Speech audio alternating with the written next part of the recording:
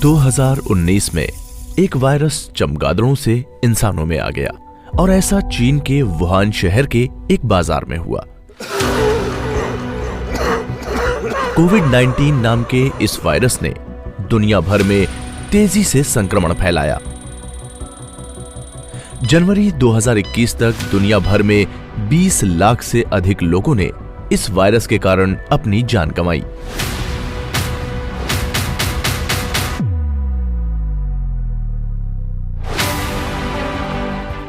धीरे धीरे इस बीमारी से बचाव, उपचार और प्रबंधन की जानकारी बढ़ने लगी, लेकिन इसकी रोकथाम के लिए एक वैक्सीन को विकसित करना बेहद जरूरी था। दुनिया भर के बड़े वैज्ञानिकों ने इस पर काम शुरू किया।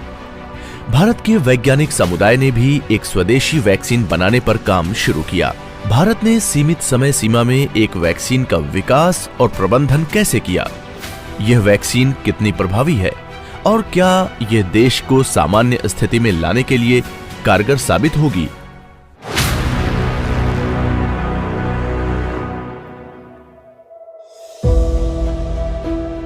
कोविड-19 कोरोना वायरस ने हमारी दुनिया को अपने बस में कर लिया।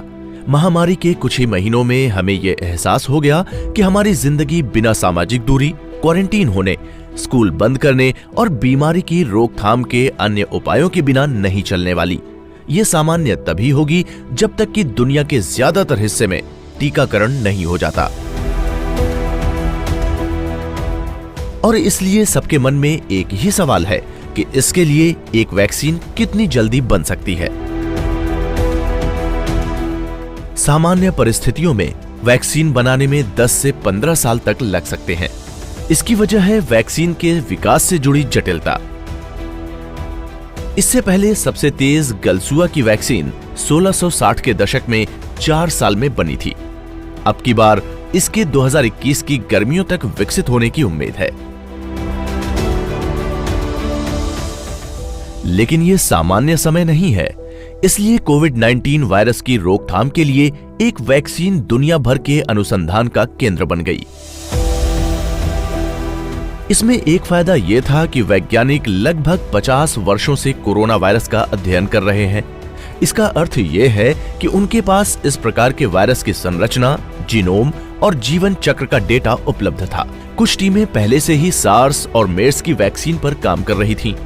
दोनों ही बीमारियां दूसरे कोरोना वायरस के कारण होती हैं। इनमें से कुछ पहले से ही क्लिनिकल ट्रायल के फेज में थे। इसके अलावा जनवरी 2020 तक चीनी वैज्ञानिकों ने नोवल कोरोना वायरस के आनुवंशिक अनुक्रम को खोजा और प्रकाशित किया। इससे दुनिया भर के शोधकर्ताओं को मदद मिली। कुल मिलाकर इस वैक्सीन को विकसित करने के लिए 100 से अधिक शोध समूह काम कर रहे थे। अकेले भारत में 6 प्रमुख कंपनियों के साथ साथ विभिन्न भारतीय शोध संस्थानों ने भी इस पर काम शुरू किया।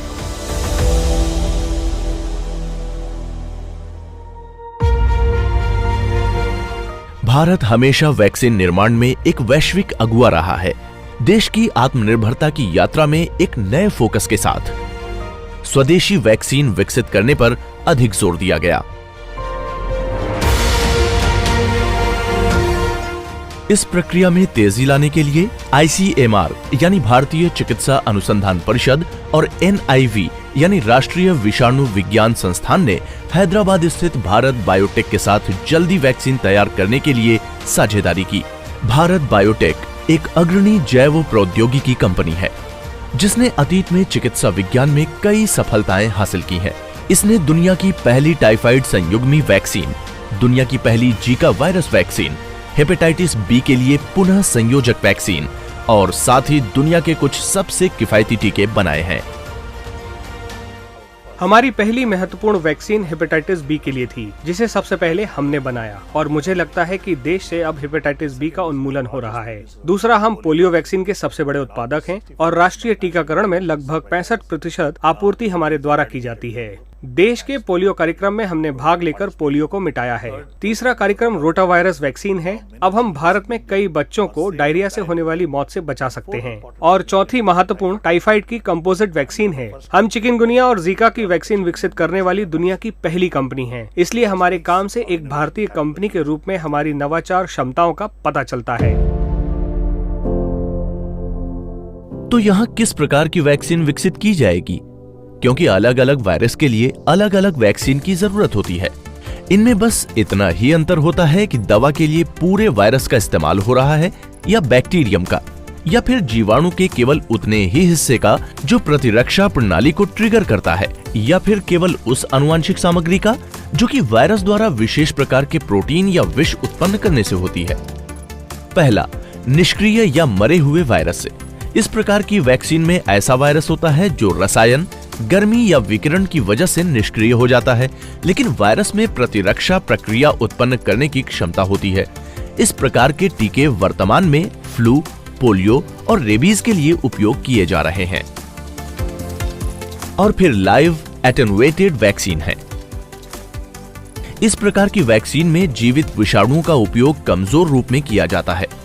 जब ये वैक्सीन दी जाती है तो वैक्सीन में मौजूद वायरस एंटीजन की मात्रा को दोहराने और बढ़ाने लगता है। एंटीजन शरीर में प्रतिरक्षा प्रक्रिया को उद्दीपित करता है और संक्रमित हुए बिना एंटीबॉडी विकसित करता है। इस समय लाइव वैक्सीन का उपयोग चेचक, चिकन पॉक्स और खसरे के लिए किया जा रहा है। तीसरा, सब यूनिट या संयुग्मी। दोनों सब यूनिट और संयुग्म वैक्सीन में केवल बचाव करने वाले रोगजनकों के टुकड़े होते हैं। सब यूनिट वैक्सीन प्रतिरक्षा प्रणाली की प्रक्रिया को उद्दीपित करने के लिए रोगजनकों के एक भाग को लक्षित करने में उपयोग होती है। सब यूनिट्स प्रोटीन या शर्करा हो सकते हैं। इस वैक्सीन का उपयोग हेपेटाइटिस बी और काली खांसी के लिए किया जाता है। और इसके बाद टॉक्साइड वैक्सीन आती है। इस वैक्सीन में एक विष या हानिकारक उत्पाद का उपयोग होता है जो बीमारी वाले जीवाणुओं से बनता है। वे जीवाणु के बजाय इसके उन हिस्सों के प्रति प्रतिरक्षा पैदा करते हैं जिनसे बीमारी होती है। इसका अर्थ है कि प्रतिरक्षी प्रक्रिया समूचे जीवाणु के बजाय विष को लक्षित करती है। इसका उपयोग डिप्थीरिया या टेटनस के मामले में किया जाता है। भारत बायोटेक की कोवैक्सीन एक निष्क्रिय वायरस वैक्सीन है। कंपनी के पास इस तरह की वैक्सीन को विकसित करने का एक मजबूत ट्रैक रिकॉर्ड है। निष्क्रिय वैक्सीन के उपयोग के कई बड़े फायदे हैं। ये बेहद सुरक्षित होती हैं क्योंकि इनमें कोई भी जीवित घटक नहीं होता। उन्हें विशेष आबादी जैसे कि शिशुओं, गर्भवती महिलाओं और वृद्धों को दिया जा सकता है। इनसे लंबे समय तक भंडारण की स्थिरता सुनिश्चित होती है और लाइसेंस के लिए कम नियामक बाधाएं आती हैं, जिससे उनका उत्पादन तकनीकी रूप से जल्दी संभव है। ये वर्तमान स्वास्थ्य सेवा के वातावरण की जरूरतों पर खरे उतरते हैं, जहां रोगी की समग्र देखभाल में सुधार लाकर लागत को कम करने पर ध्यान केंद्रित किया जाता है। यहाँ कोरोना वायरस वैक्सीन को वायरस स्ट्रेन के उपयोग से विकसित करने का काम शुरू किया गया। इसे राष्ट्रीय विषाणु विज्ञान संस्थान पुणे से अलग किया गया था। मई 2020 में इसे भारत बायोटेक को भेजा गया था। भारत में शुरुआती 3 मरीजों के गले के स्वैब का उपयोग करके वायरस के स्ट्रेन को अलग किया गया था। कोविड-19 से संक्रमित ये तीनों छात्र चीन के वुहान से केरल लौटे थे। कोविड की वैक्सीन की तैयारी 2020 के मई में शुरू हुई थी और हमें वायरस के स्ट्रेन और अन्य लक्षणों की जानकारी पाने में थोड़ी देर लगी थी, लेकिन मई में हमने कार्यक्रम शुरू किया और जुट गए। लेकिन देश में लॉकडाउन के कारण अभिकर्मक मिलने में देरी हो रही थी। आइए इस वैक्सीन को विकसित करने में उपयोगी कुछ प्रमुख प्रक्रियाओं को जानें। पहला कदम बफर की तैयारी है। कुछ वैक्सीन की निर्माण प्रक्रिया में बफर का उपयोग किया जाता है। ये बफर मूल रूप से स्टेबलाइजर यौगिक होते हैं, जिनका उपयोग टीके के भंडारण के दौरान इसकी प्रभावशीलता को बनाए रखने के लिए किया जाता है। ऐसा करने के लिए अभिकर्मकों को एक निर्धारित तापमान पर स्टेनलेस स्टील के बर्तनों में भरकर मिश्रित किया जाता है। फिर ये विभिन्न पाइपों के माध्यम से एक फिल्टर के द्वारा अभिकर्मकों का शुद्ध मिश्रण बनाने के लिए गुजरते हैं। मीडिया प्रिपरेशन रूप में पोषक तत्वों, सीरम सांद्रता और अन्य वृद्धि कारकों को वायरस के उचित विकास के लिए एक सेल कल्चर में अनुकूलित तरीके से डाला और मिश्रित किया जाता है। ये उस माध्यम के रूप में कार्य करता है जिस पर वायरस फलता फूलता है। फिर इस मीडिया को सेल और वायरस कल्चर के रूप में स्थानांतरित किया जाता है। यहाँ इन हाउस सेल बैंक से ली गई कोशिकाओं को एक कृत्रिम मीडिया प्रिपरेशन में बढ़ने दिया जाता है। फिर संवर्धित कोशिकाएं वायरस से संक्रमित होती हैं। निरंतर कोशिका संवर्धन के लिए किसी अफ्रीकी ग्रीन बंदर की विशेष कोशिकाएं उपयोग की जाती हैं, जिन्हें वेरोसेल कहा जाता है। अगला कदम वैक्सीन बनाने के लिए तैयार वायरस का उपयोग करना है।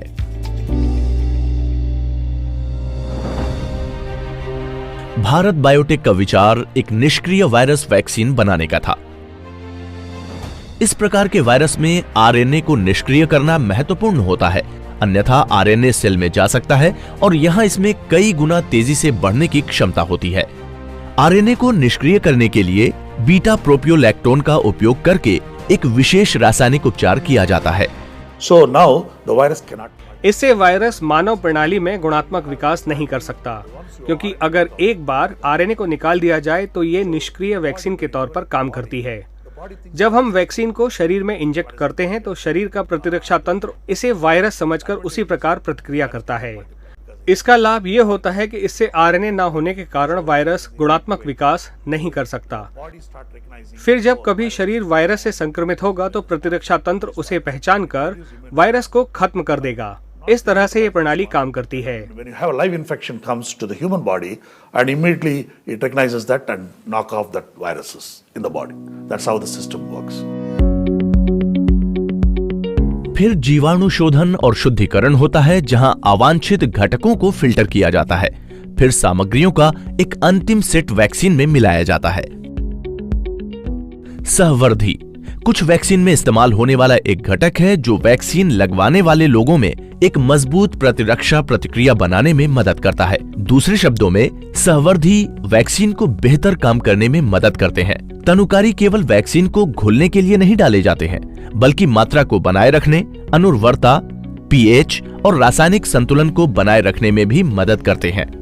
भंडारण के दौरान वैक्सीन की प्रभावशीलता को बनाए रखने में मदद करने के लिए स्थायी कारकों को शामिल किया जाता है। वैक्सीन के लिए स्थिरता बहुत आवश्यक है, खासकर जहां कोल्ड चेन अविश्वसनीय हो। वैक्सीन का निर्माण पूरा हो चुका है, लेकिन क्या ये वैक्सीन कोविड-19 के प्रभाव को रोकने और उसे कम करने में प्रभावी होगी? क्या उस समय भी ये सुरक्षित साबित होगी जब इसका इस्तेमाल इंसानों के लिए किया जाएगा? ब्रेक के ठीक बाद हम कोवैक्सीन के परीक्षण, निर्माण और इसकी भूमिका के बारे में जानेंगे। देखते रहिए।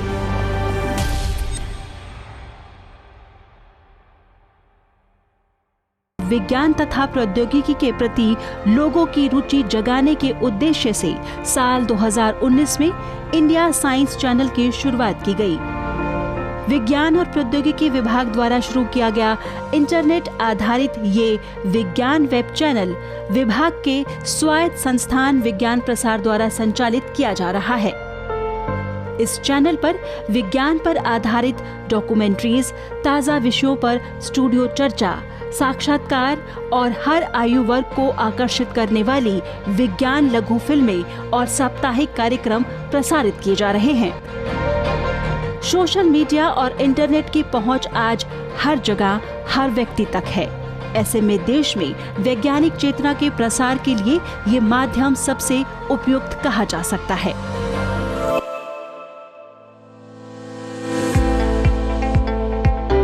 एक बार जब वैक्सीन प्रभावी दिखना शुरू हो जाती है तो उसके परीक्षण के फेज शुरू किए जाते हैं। इस प्रक्रिया में पहला कदम किसी भी मानव कोशिका या किसी जानवर पर एक प्रयोगशाला में वैक्सीन का परीक्षण करना है, ताकि इससे होने वाले नुकसान की जांच की जा सके। इसे प्री क्लिनिकल फेज कहा जाता है। यदि इस परीक्षण में ये कामयाब रहता है तो अगला चरण मानवीय परीक्षण का होता है। ये सबसे लंबा और महत्वपूर्ण भाग होता है। यदि मानव परीक्षण में भी कामयाब रहता है तो वैक्सीन को नियामकों द्वारा लाइसेंस प्राप्त होता है और इसका निर्माण और वितरण जनता के लिए किया जा सकता है। मानव परीक्षण में आमतौर पर 3 चरण होते हैं, जिनमें हर चरण में बड़े से बड़ा लोगों का समूह होता है।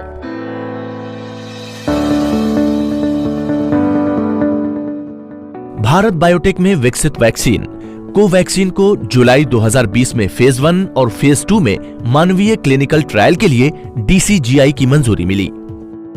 फेज 1 के परीक्षणों में आमतौर पर लोगों का एक बहुत छोटा समूह शामिल होता है, जिसमें मुख्य रूप से वैक्सीन के सुरक्षित होने को जांचा जाता है। इस मामले में वैक्सीन का परीक्षण 375 लोगों पर किया गया था। इस फेज का परीक्षण डेटा 2021 में प्रतिष्ठित मेडिकल जर्नल लैंसेट में प्रकाशित किया गया। उसमें कहा गया कि इसके सराहनीय सुरक्षा परिणाम हैं और प्रतिरक्षा प्रक्रियाएं बढ़ी हुई हैं और इसमें आगे की प्रभावकारिता के परीक्षणों की सिफारिश की गई थी।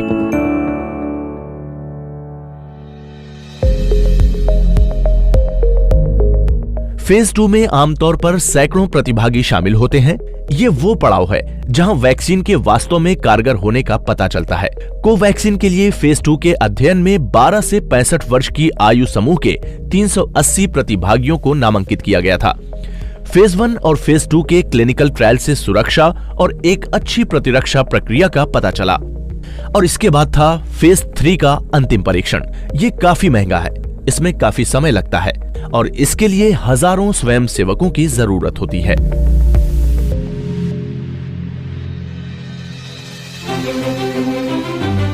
नवंबर 2020 में भारत बायोटेक ने भारत में कोवैक्सीन के फेज 3 के क्लिनिकल ट्रायल की शुरुआत की। इसमें देश के 22 हिस्सों से लगभग 26,000 प्रतिभागियों ने भाग लिया। ये काम ICMR की साझेदारी में किया गया था। Phase 3 trial is something called phase 3 के परीक्षण को कम्युनिटी बेस्ड ट्रायल कहा जाता है। इसमें समुदाय में यदि कोई तैयार है तो वो इसमें भाग ले सकता है। ये विशुद्ध रूप से खुद की इच्छा पर आधारित परीक्षण है। इस तरह फेज 3 के परीक्षण किए जा रहे हैं। Phase 3 trial is being conducted. इस समय के आसपास की वैक्सीन के डिस्पैच की तैयारी शुरू हुई। पैकेजिंग बायोसेफ्टी लेवल 3 की मैन्युफैक्चरिंग यूनिट में हुई, जहां कांच की शीशियां वैक्सीन से भरी हुई थीं। ये सब संरक्षित बंद वातावरण में 2 से 8 डिग्री सेल्सियस के बीच तापमान की निगरानी में हुआ। वैक्सीन को बाहर के वातावरण से बचाने के लिए इसी सुविधा में भरा और पैक किया जाता है, जिसके बाद इसे डिस्पैच के लिए भेजा जाता है। We have started manufacturing. हमने नवंबर में उत्पाद का निर्माण शुरू कर दिया है, क्योंकि सभी ट्रायल में बहुत सारे नमूने के परीक्षण उप केंद्रों में भेजने की जरूरत होती है। उन्हें प्रयोगशाला के बजाय GMP सुविधाओं में निर्मित किया जाना चाहिए। इसलिए मुझे लगता है कि लगभग नवंबर से हम तैयार किए गए बड़े संस्करणों के लिए तैयार थे, ताकि किसी निश्चित समय पर जब वितरण शुरू करना हो तो हमारे पास वितरित होने के लिए कम से कम लाखों खुराक उपलब्ध होनी चाहिए, विशेषकर तब जब टीकाकरण शुरू हो चुका है। For the distribution, especially now that the vaccine rollout has started. Bharat में कोवैक्सीन को अप्रूवल कैसे मिला?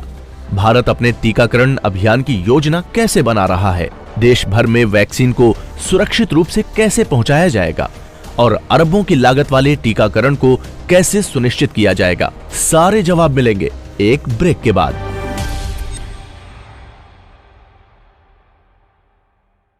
विज्ञान तथा प्रौद्योगिकी के प्रति लोगों की रुचि जगाने के उद्देश्य से साल 2019 में इंडिया साइंस चैनल की शुरुआत की गई। विज्ञान और प्रौद्योगिकी विभाग द्वारा शुरू किया गया इंटरनेट आधारित ये विज्ञान वेब चैनल विभाग के स्वायत्त संस्थान विज्ञान प्रसार द्वारा संचालित किया जा रहा है। इस चैनल पर विज्ञान पर आधारित डॉक्यूमेंट्रीज, ताज़ा विषयों पर स्टूडियो चर्चा, साक्षात्कार और हर आयु वर्ग को आकर्षित करने वाली विज्ञान लघु फिल्में और साप्ताहिक कार्यक्रम प्रसारित किए जा रहे हैं। सोशल मीडिया और इंटरनेट की पहुंच आज हर जगह हर व्यक्ति तक है। ऐसे में देश में वैज्ञानिक चेतना के प्रसार के लिए ये माध्यम सबसे उपयुक्त कहा जा सकता है।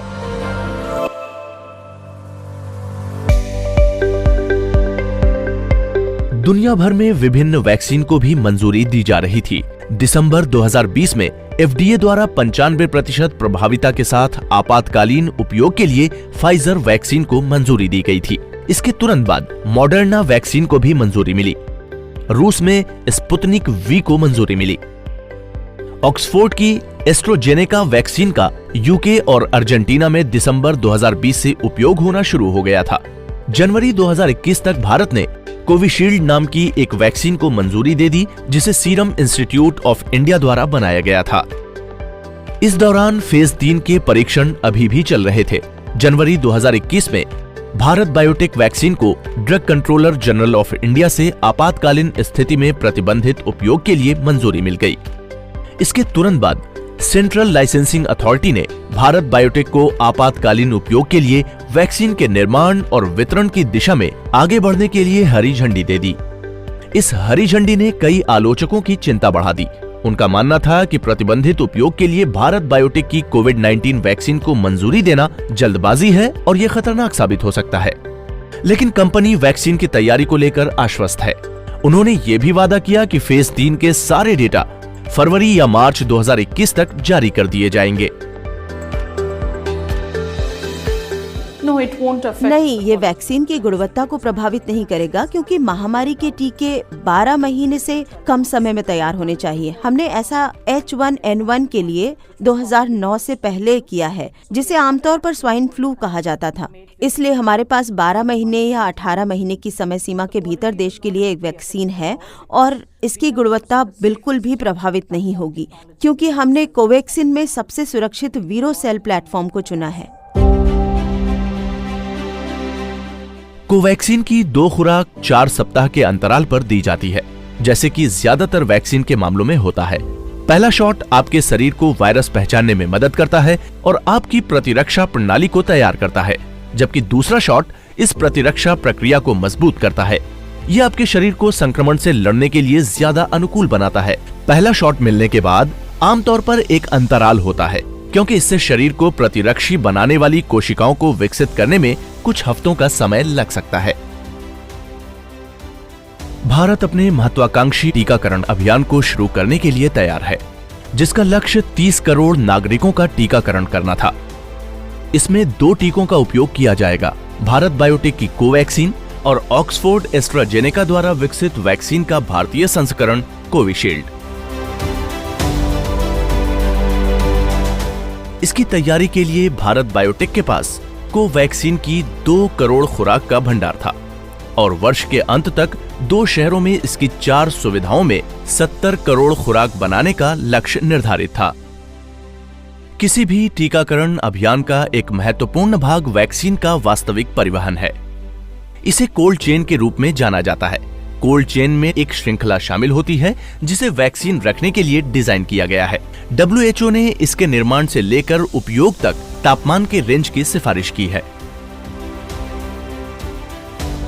निर्माता से स्वास्थ्य केंद्र तक वैक्सीन को अपनी प्रभाविता बनाए रखने के लिए विशिष्ट तापमान पर रखने की आवश्यकता होती है। अत्यधिक प्रकाश, गर्मी या ठंड में वैक्सीन को नुकसान पहुंच सकता है। कोवैक्सीन 2 से 8 डिग्री के तापमान पर रखा जा सकता है और इसे इस तापमान में बनाए रखना आसान है। 2 से 8 डिग्री का मतलब है कि इसे फ्रिज में रखा जा सकता है। इस तापमान पर कोवैक्सीन को पूरे भारत में और दुनिया के अन्य हिस्सों में आसानी से भेजा जा सकता है। So that's how it will be done. 130 crore की आबादी के लिए भारत इस टीकाकरण अभियान का प्रबंधन कैसे करेगा? भारत वैक्सीन ड्राइव का संचालन करने के लिए अपने चुनाव कराने के अनुभवों का उपयोग करेगा। गृह मंत्रालय ने चुनाव आयोग से अनुरोध किया है कि वो प्राथमिकता वाले समूहों से संबंधित लोगों की पहचान करने के लिए लोकसभा और विधानसभा चुनावों के लिए नवीनतम मतदाता सूची के आंकड़ों को साझा करें। हम तय समय पर वहां पहुंच गए। उन्होंने मुझसे मेरी तबीयत और ब्लड प्रेशर के बारे में पूछा। यह जानने के बाद कि मैं ठीक हूं, मुझे वैक्सीन लगाई गई। आज मुझे वैक्सीन लगे 2 दिन हो गए हैं। मैं एकदम ठीक हूं। रोज की तरह मैं अपनी सुबह की सैर पर भी गई और मुझे किसी भी तरह की कोई परेशानी नहीं हुई है। करनाल, चेन्नई, कोलकाता और मुंबई में निर्माताओं से हवाई अड्डों और फिर 4 प्राथमिक वैक्सीन स्टोर तक सभी प्रोटोकॉल को ध्यान में रखते हुए वैक्सीन के परिवहन के लिए एक विस्तृत योजना पर काम किया गया है। इन प्राथमिक वैक्सीन स्टोर से वैक्सीन को रेफ्रिजरेटेड वैन्स में 37 राज्यों के केंद्रों में ले जाया जाएगा, जहां प्रत्येक राज्य में कम से कम 1 केंद्र होगा। ये एक महत्वाकांक्षी योजना है और अनुमोदन की प्रक्रिया को तेज करने के बारे में चिंताएं चाहे जो भी हों, तथ्य यही है कि भारत ने इस समय सीमा में स्वदेशी वैक्सीन विकसित करने में कामयाबी हासिल की है। इन 2 उत्कृष्ट संस्थानों ICMR, NIV और भारत बायोटेक के बीच साझेदारी ने इस कामयाबी में बड़ी भूमिका निभाई है। इसने ये भी दिखा दिया है कि हमारी वैज्ञानिकता बाकी दुनिया से कम नहीं है और हम वास्तव में आत्मनिर्भर होने की क्षमता रखते हैं। Prime Minister has got a Bharat के प्रधानमंत्री का एक विजन है। हम उसी विजन की प्रक्रिया में समुद्र में एक छोटी सी बूंद की तरह हैं। मुझे लगता है कि इस देश में हर स्टार्टअप का सपना है कि वह इसे पूरा करे और उसका हिस्सा होने के नाते हमें उस पर गर्व है। और वास्तव में हमने शुरुआत से ही भारत में इस पर काम किया है। दवा का निर्माण भी भारत में ही किया जा रहा है। इसके प्री क्लिनिकल ट्रायल केवल भारत ही नहीं बल्कि दुनिया के अन्य हिस्सों में भी हो रहे हैं। इससे वास्तव में दुनिया को मदद मिल रही है। भारत ने अन्य देशों के साथ टीके साझा करने के तरीके में भी बहुत उदारता दिखाई है। म्यांमार और बांग्लादेश से मॉरिशस और सेशेल्स तक फैले देशों में लाखों वैक्सीन भेजी गई हैं। इससे भारत के विशाल वैक्सीन निर्माण क्षमता का पता चलता है। कई बीमारियों के खिलाफ दुनिया के 60% से अधिक टीकों की आपूर्ति भारत करता है। इस यात्रा ने भारतीय विज्ञान की शक्ति को उजागर किया है। कम समय में वैक्सीन बनाना और बड़े स्तर पर इसके निर्माण की क्षमता ने दुनिया को यह बता दिया है कि मेड इन इंडिया किस चीज का नाम है। वैक्सीन तैयार करने की हमारी यात्रा ने साफ तौर पर दिखा दिया है कि हम कितने आत्मनिर्भर हैं।